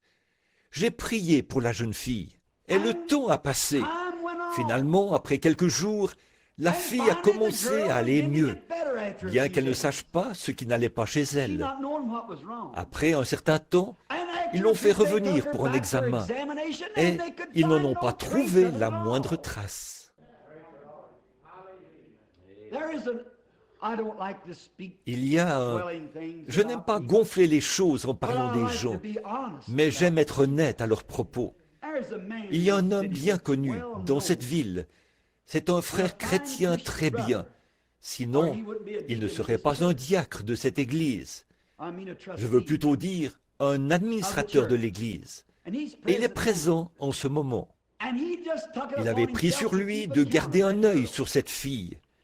Des années plus tard, 2 ou 3 ans plus tard, la jeune fille qui avait terminé ses études fréquentait un garçon. Et un jour, je l'ai rencontrée dans la rue. Elle était si heureuse. Elle témoignait de la gloire et de la puissance de Jésus-Christ. Après qu'ils lui ont dit ce que c'était. La fille est mariée. Elle a des enfants et elle vit heureuse. Et son père vient là où travaille cet homme pour se faire couper les cheveux. Et M. Egan, qui est ici, a suivi son cas tout du long. La fille est en forme et en parfaite santé. Ça fait combien de temps, frère Egan? Plusieurs années, n'est-ce pas? Et elle est en vie aujourd'hui pour rendre témoignage que Dieu guérit la maladie de Hodgkin. Oh, c'est si bon de savoir que, durant les heures de détresse, nous avons un refuge. Ce refuge, c'est Christ. J'aimerais mentionner, juste pour à vous tous, un petit quelque chose qui vient tout juste d'arriver lors d'une réunion. Le Seigneur a été si bon de répondre à vos prières à tous, alors que je viens tout juste d'aller dans l'Ouest pour une réunion, il y a quelques semaines. 2 semaines. Et pendant que nous étions à Tulsa, à la convention, je n'allais pas parler parce que je devais tenir une réunion là-bas. Mais comme les ministres avaient d'autres réunions de réveil en cours, je ne pouvais pas tenir la réunion à ce moment-là. Mais j'ai passé par là pour prendre frère Argenbright et l'emmener en Californie. Ma femme et moi et le petit Joseph. Et ce soir-là, nous sommes arrivés en retard. Et j'ai compris à ce moment-là qu'Oral Roberts et Tommy Osborne devaient prêcher ce soir-là. Frère Argenbright a appelé dans différents hôtels jusqu'à ce qu'il trouve où nous étions et il a dit « Venez donc à la réunion ». Il est alors venu, lui et frère Sonmore, des hommes d'affaires chrétiens, responsables du chapitre de Minneapolis. Ils sont venus me chercher et je suis entré. Ils étaient déjà en train de dîner dans la salle de bal Mayo, un endroit magnifique. Des multimillionnaires étaient assis là. Et alors, vous savez comment je pouvais me sentir d'entrer dans un endroit comme celui-là. Je ne savais même pas comment utiliser les couteaux et les fourchettes qu'ils avaient mis sur la table. Mais je suis entré. Et je suis entré pendant qu'Oral Roberts se prêchait. Et il prêchait sur la vie en abondance. Sur l'abondance. Et il disait aux hommes d'affaires chrétiens que Jésus a attrapé les poissons, les a mis dans les filets, et ils en avaient plus qu'ils ne pouvaient utiliser. Et comme vous le savez, frère Roberts est un orateur énergique. Et il a dit, il y en a amplement pour tout le monde. Et il a dit, maintenant je construis un temple ici qui coûtera probablement des millions de dollars. Il a dit, il est construit en marbre blanc. Et il a dit, je l'ai érigé à peu près jusqu'à mi-hauteur. Et je me suis retrouvé à court d'argent. Et il a dit, alors un jour, j'ai traversé la rue pour le regarder. Et le diable m'a dit, tu sais quoi? Les gens qui passeront par là diront, voilà ce qu'Oral Roberts a construit. Il a dit, alors j'ai dit au diable, mais ils devront dire qu'Oral Roberts a essayé. C'est bien. Et il a dit, alors c'est venu sur le cœur d'un banquier, ici dans la ville, de me prêter beaucoup plus, soit près de 2 millions de dollars, provenant d'une banque, pour achever le bâtiment. Les banques ne font pas ça, vous le savez. Et il a dit, l'homme d'affaires en question, ce banquier, est ici présent. Il a dit, je ne veux pas le nommer parce qu'il ne fait pas vraiment partie des gens du plein évangile. Mais il a dit, il est ici. Et il a dit, je ne pense même pas qu'il prétende être chrétien. Mais il a dit, quelque chose a touché son cœur et il m'a fait avoir l'argent. Il a dit, s'il veut se lever, il a dit, il le peut, mais je ne veux pas l'embarrasser. L'homme s'est levé, il a dit, ça ne m'embarrasse pas, monsieur Roberts. Et il s'est assis. Donc, Je suis entré et me suis assis. Ensuite, dès que frère Roberts a eu terminé, il est venu me serrer la main et m'a pris dans ses bras. Après quelques instants, alors, bien sûr, beaucoup de personnes sont venues tout autour de nous, vous savez, pour nous parler pendant que nous étions encore en train de manger. Ils voulaient organiser des réunions et tout, des ministres. Et ensuite, Demos Shakarian s'est levé. C'est le président du chapitre des hommes d'affaires du plein évangile. Il s'est levé et a dit, « Vous savez, je me sens conduit que ce soit frère Branham qui nous prêche le message final. » Eh bien, je ne savais pas quoi dire. Et il a commencé à parler des hommes qui étaient assis là. Il a dit, « Voici un tel, je l'ai rencontré aujourd'hui. » Ces hommes me disaient qu'ils possédaient la totalité de ces 3 ou 4 pâtés de maison de Miracle Mine. Des multimillionnaires et des éleveurs et tout. Alors, qu'est-ce que j'allais pouvoir dire lors d'une réunion comme celle-là? Mais vous savez, c'est toujours mieux d'obéir. Je me suis donc levé pour parler du mieux que je pouvais. Et à la fin de la réunion, c'est tout à fait déplacé que de faire un appel à l'autel dans un endroit comme ça.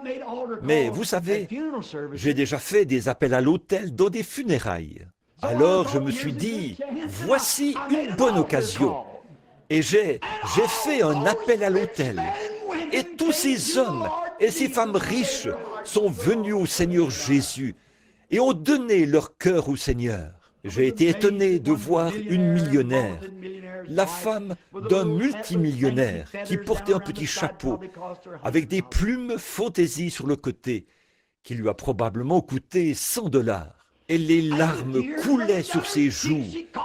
Elle m'a pris par la main. Elle a dit, « Frère Branham, mon cœur est remué. » Elle a dit, « Jusqu'à maintenant, je pensais être une chrétienne. » Elle a dit, « Je veux servir le Seigneur. » Et j'ai dit, « Merci. » Et après quelques minutes, quelque chose m'a dit, « Maintenant, prie pour les malades. » Je me suis dit, « Oh non, je ne peux pas faire ça.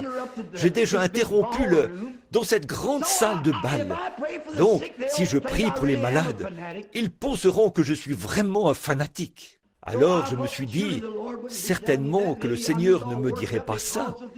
Peut-être que je suis simplement tout excité à cause de ces conversions. Alors, discrètement, je vais aller m'asseoir. Je suis descendu en longeant la table du conférencier jusqu'à l'autre bout.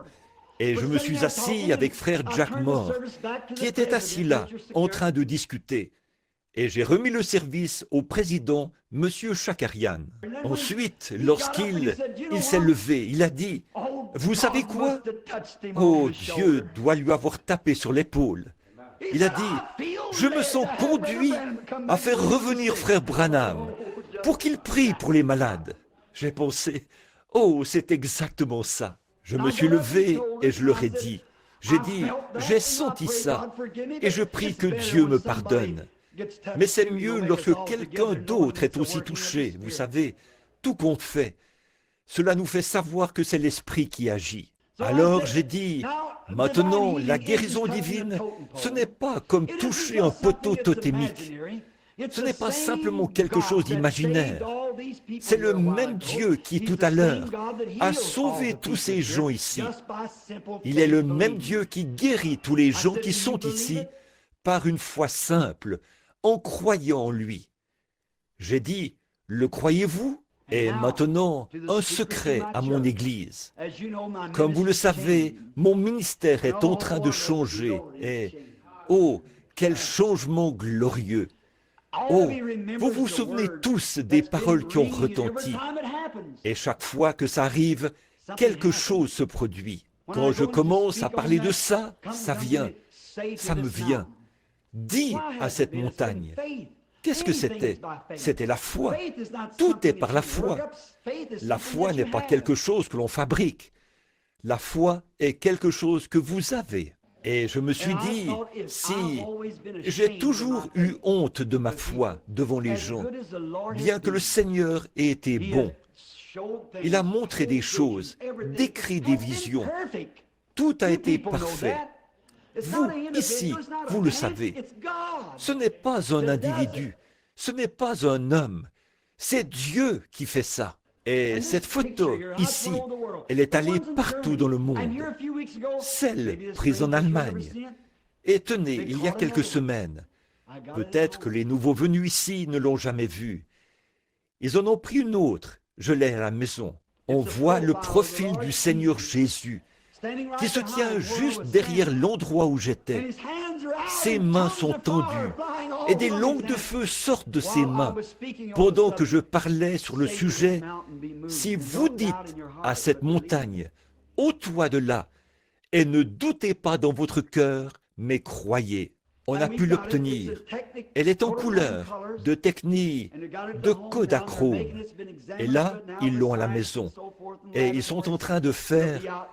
Elle a maintenant été examinée par la science et tout, et par des laboratoires. Elle sera bientôt disponible. Une autre, ceux qui ont fait maintenant environ 6, qui ont été prises à des endroits différents. C'est la plus remarquable de toutes, du jamais vu. On y voit sa barbe, son visage, son profil, ses bras étendus. Et je me tenais là comme ceci, et là où il a ses bras, on ne peut même pas y voir une partie de moi, comme ça. Ma tête, puis mes pieds sur le sol, seulement la tête et les pieds. C'est tout ce qu'on peut encore voir, voyez ? Et il se tient debout là, avec ses bras tendus comme ça.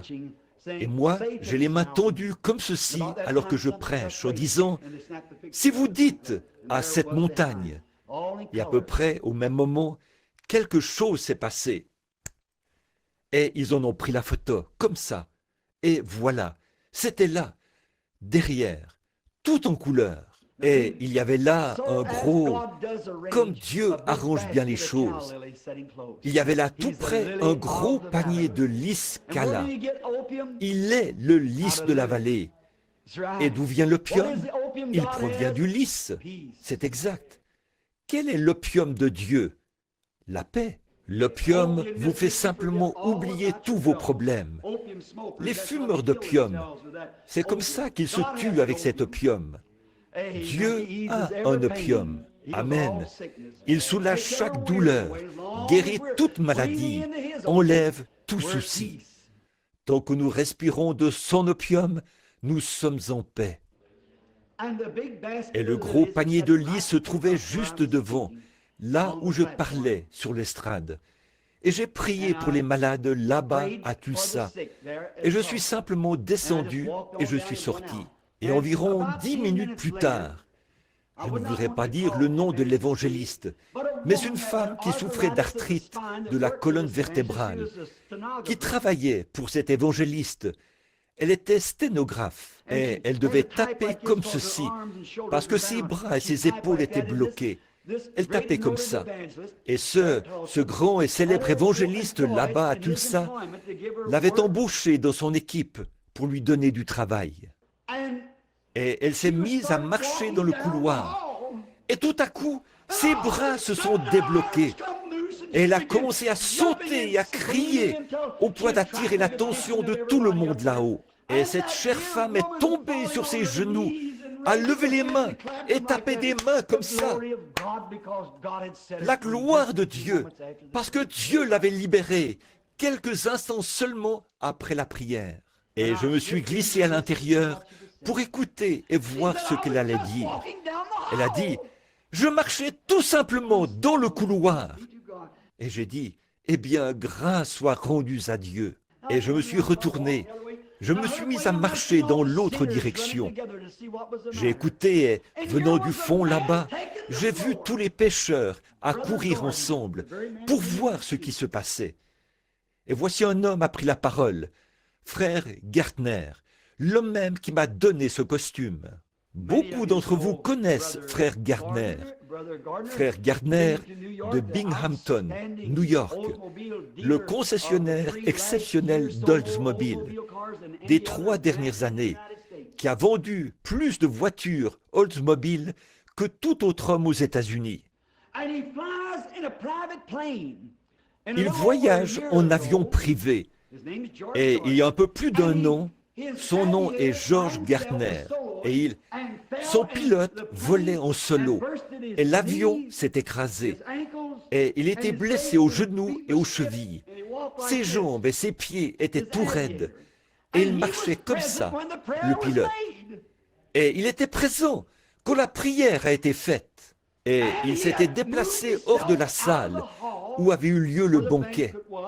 Également, on lui avait trouvé une chambre à proximité pour qu'il n'ait pas de difficulté à aller et venir. Et voici son témoignage. Il était allé dans sa chambre et il s'était assis. Il n'était même pas chrétien. Et il a dit, je ne sais pas pourquoi, mais je crois ce petit bonhomme chauve qui a prêché là-bas ce soir. Il a dit qu'alors il a remarqué que ses orteils commençaient à bouger. Il s'est levé d'un bond, complètement guéri. Il se tenait là-bas, en train de glorifier Dieu. Il était debout et levait les jambes l'une après l'autre comme ça, et se mettait sur le côté des pieds et tout, rendant témoignage pour la gloire de Dieu. Encore une autre fois, avant que nous prions pour les malades, je logeais chez frère Argenbright, et mes bons amis Léo et Jean savent ce qu'il en est des appels téléphoniques. Quand le téléphone sonnait, c'est frère Argenbright qui répondait. Et vous savez, vous ne pouvez pas être partout. Mais cette fois-là, c'est moi qui ai décroché le téléphone. Je crois que tout se déroule selon la manière providentielle de Dieu. Ne le croyez-vous pas? Je crois que c'est pour ça que la jeune femme est ici. Je crois que c'est pour ça que vous êtes tous ici.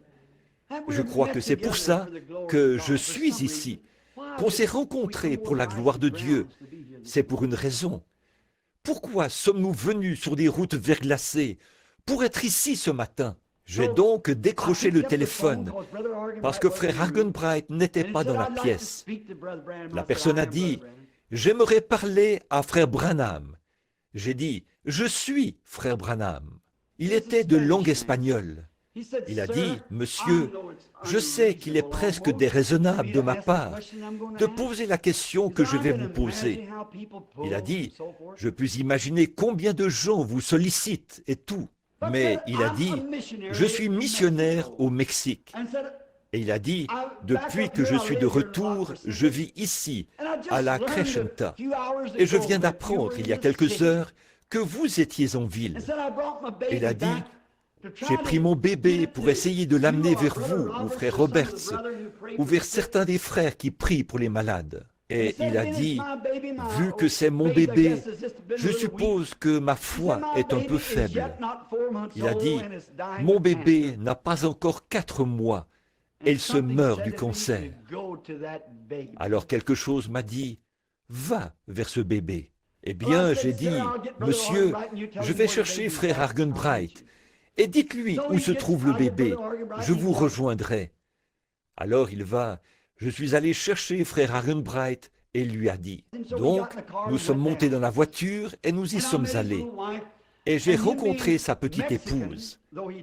Lui était mexicain, même s'il n'en avait pas l'air. Il était blond de peau, le teint clair, pourtant il était mexicain. En effet, les Mexicains sont souvent blonds, car ils se situent entre les Espagnols et les Indiens. Et certains de ces Indiens sont totalement blonds, blonds comme neige. Et sa femme était finlandaise, parfaitement blonde, une petite femme très gentille. Et je suis allé à l'hôpital avec lui pour voir son bébé. Quand je suis entré dans la chambre, il l'avait placé juste à côté du bureau principal des infirmières. En effet, le petit bébé, âgé d'à peine 4 mois, était né avec des tumeurs malignes dans les mâchoires, qui, en enflant, dépassaient à peu près comme ça de son visage, comme ça, qui dépassaient comme ça. Les médecins avaient essayé d'opérer. Il avait d'énormes cicatrices profondes, tout autour de sa petite gorge, tout autour. Cela n'a pas arrêté le cancer. Ça n'a fait que le faire remonter dans sa langue. Et ses petites mâchoires pendaient comme ça, et de grandes cicatrices profondes. Et sa petite langue, sa petite bouche n'était pas plus grosse que ça. Et sa langue, tout enflée, probablement grosse comme ça, sortait à peu près de ça et était devenu noir. Et lorsque l'enflure atteint son palais, cela a bloqué la respiration en provenance de ses narines. Évidemment, la respiration qui passait par ici a aussi été bloquée. Ils ont dû lui faire un trou dans la gorge. Il avait comme un petit sifflet, comme un petit tube métallique dans la gorge. Ses petits bras étaient maintenus dans des attelles comme ceci, pour l'empêcher d'arracher ce sifflet avec la main, sinon il s'étoufferait. Du liquide du cancer s'écoulait, et l'infirmière devait se tenir là, avec quelque chose pour aspirer les écoulements provenant du cancer, qui sortaient du sifflet, sinon il s'étoufferait et on mourrait. Le père est allé à son chevet et il a dit, « Ricky, le petit garçon à papa. » Il a dit, « Papa, amenez frère Branham pour qu'il prie pour toi, Ricky. » Quand il a dit, « Le petit garçon à papa », le cœur m'a manqué. Je ne pouvais plus supporter ça. J'ai dû me tenir au bord du lit. Le petit garçon à papa. Et le petit enfant, même s'il était encore très jeune, savait que c'était son père. Sa respiration est devenue sifflante comme ça, et ses petits bras étaient comme ça, et lui qui essayait de caresser le petit enfant sur la tête. Un pauvre petit bébé né dans cet état. Je n'arrivais plus du tout à parler. Vous savez, vous devenez tellement ému que vous ne pouvez rien dire. J'ai baissé les yeux et j'ai vu ces toutes petites mains qui sortaient de dessous ces grosses attelles. Ça faisait comme le bruit d'un sifflement. J'ai pensé, comme ça fait pitié. Et quand j'ai pu finalement reprendre mes sens, en quelque sorte, suffisamment pour pouvoir réfléchir, j'ai pensé, Jésus, veux-tu dire que tu prends plaisir à voir cela? Je ne peux pas le croire. Je ne peux tout simplement pas croire que tu puisses recevoir de la gloire du fait que ce petit bébé souffre comme ça. Ça ne se peut pas. Si cela fait que moi, un pécheur, je me sens comme ça envers ce bébé, qu'est-ce que cela te fera à toi, la source de toute miséricorde? Qu'est-ce que cela doit te faire? Je n'avais encore rien dit. Il essayait de jouer avec lui pour le calmer. Une petite couche recouvrait son petit corps, à peu près. Le petit corps et tout n'était pas plus gros que ça. Sa tête était la partie la plus grosse. Sa mâchoire était tellement enflée. Ils avaient mis quelque chose autour de la tête pour empêcher sa petite tête d'éclater. Vous savez, un chiffon, pour l'empêcher d'éclater. Ses mâchoires étaient tellement enflées, elles ressortaient comme ça. Et l'infirmière se tenait là. Et j'ai baissé les yeux vers le petit enfant, et je me suis dit, « Seigneur, que ferais-tu si tu te tenais ici ?» Maintenant, je suis conscient que je suis à la chair, et je suis conscient que Dieu est présent. Mais il m'a semblé que quelque chose a parlé au fond de mon âme et a dit, « J'attends de voir ce que toi, tu vas faire à ce sujet. » J'ai donné mon autorité à l'Église. Là, vous revenez encore à « Dites à cette montagne ». J'ai donné mon autorité à l'Église et j'attends de voir ce que toi, tu vas faire. Je me demande si ça, ce n'est pas son attitude envers nous tout le temps, qu'il attend de voir ce que nous allons faire.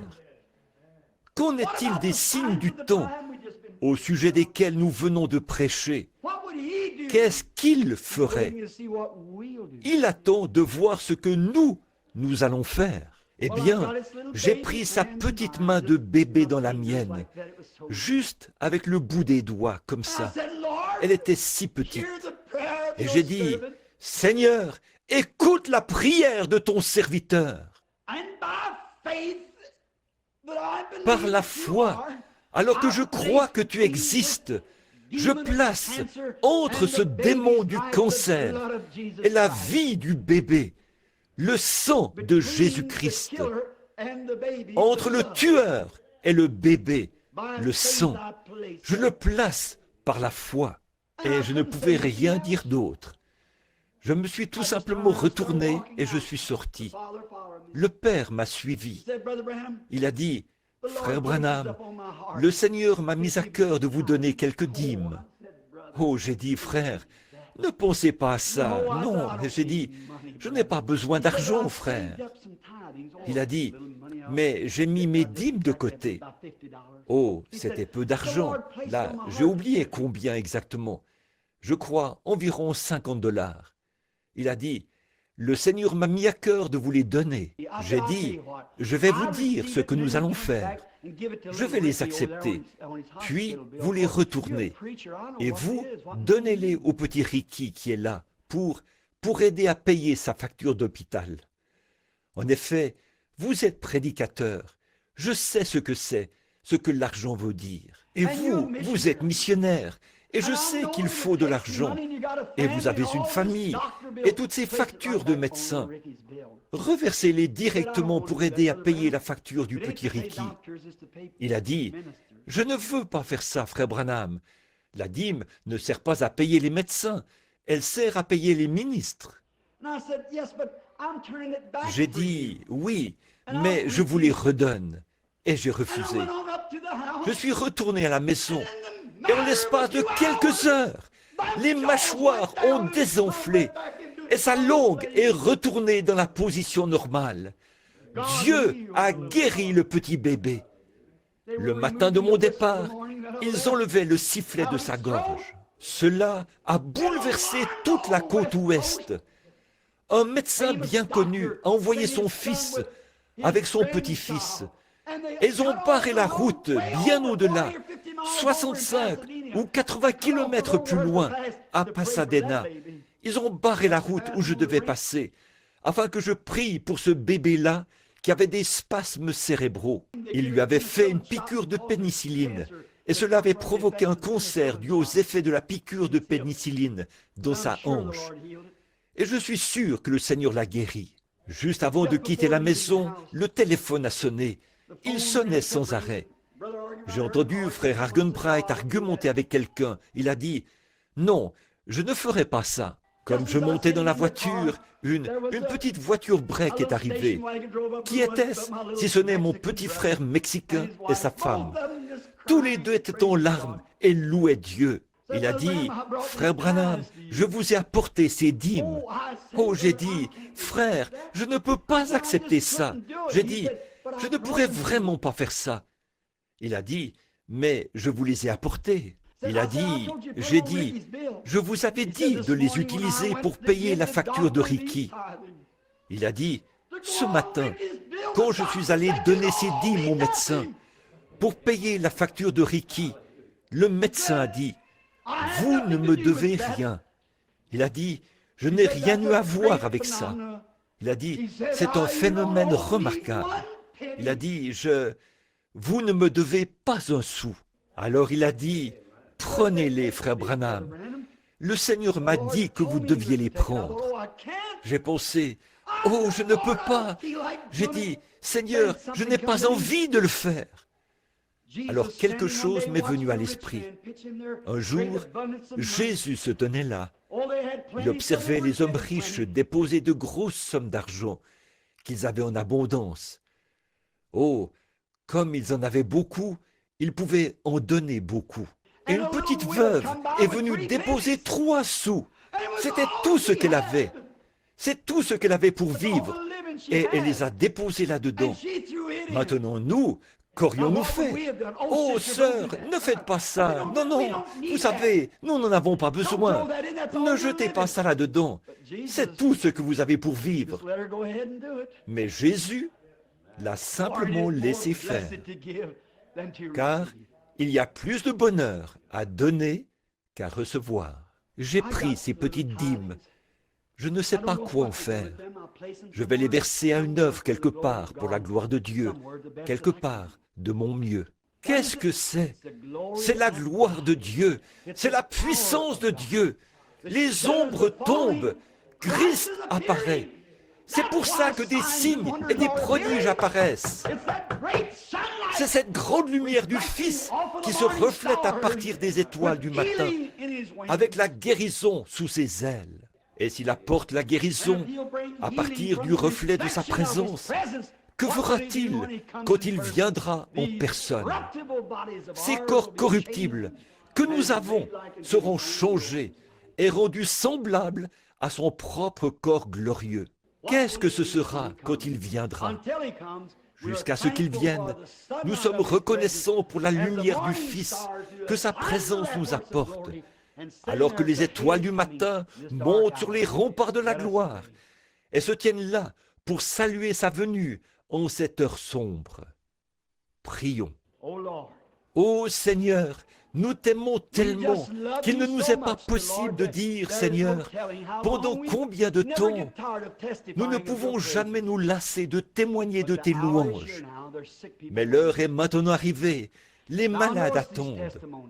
Tu connais ces témoignages.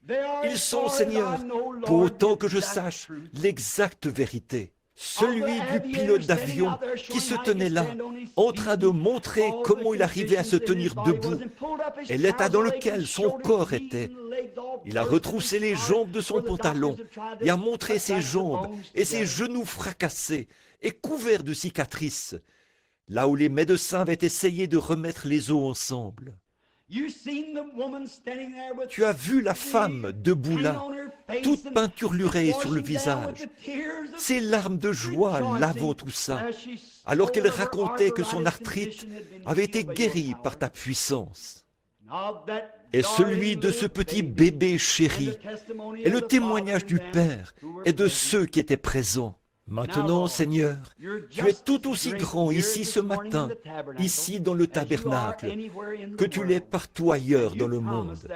Et tu as promis que là où nous nous rencontrerions, tu serais au milieu de nous. Nous allons maintenant appeler les malades que tu nous as envoyés ce matin. Et nous prierons pour eux, et nous prierons de tout notre cœur la prière de la foi. Et puisses-tu sauver les malades et les relever. Et s'ils ont commis des péchés, pardonne-leur, Père, alors que nous confessons nos fautes les uns aux autres et prions les uns pour les autres. Et tu as dit, la prière fervente du juste a une grande efficace. Il y a une personne avec nous ici ce matin que nous connaissons, qui est couchée. C'est une toute jeune mère avec de petits-enfants. Seigneur, d'après les médecins, elle est près de la fin de son voyage. Mais nous te prions, ô Dieu, de te tenir entre elle et cet ennemi. Et quand nous nous oindrons et prierons pour elle, puisse ta puissance toucher son âme, que cela lui apporte la foi et la délivrance, et puisse-elle se rétablir en rentrant chez elle, te louer et être un reflet de l'étoile du matin pour la gloire de Dieu. Amen. Alors, frère Mercier, comme nous recevons ces gens sur rendez-vous, les gens qui viennent, nous allons simplement appeler ce numéro-là et on les mettra sur la liste de ceux pour qui l'on doit prier.